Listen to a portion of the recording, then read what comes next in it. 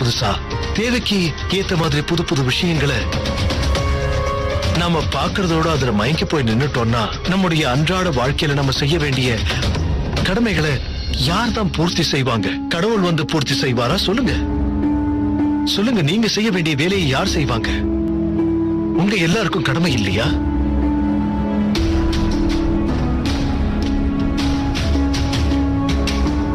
ஒவ்வொரு விஷயம் வரும்போதும் இந்த மாதிரிதான். அதுலயே உறைஞ்சு போய் நான் மீண்டு வரமாட்டேன்னு சொன்னா நாம வளர முடியாது. இந்த கண்டுபிடிப்புகள் எல்லாமே நம்முடைய தேவைகளை பூர்த்தி பண்றதுக்காக தான். அதை மறந்துடாதீங்க.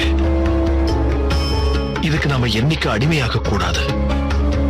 நம்முடைய இலக்கை அடையறதுக்காக தான் இந்த கருவிகள் விஞ்ஞானத்தோட உதவியோட நமக்கு தரப்பட்டிருக்கு.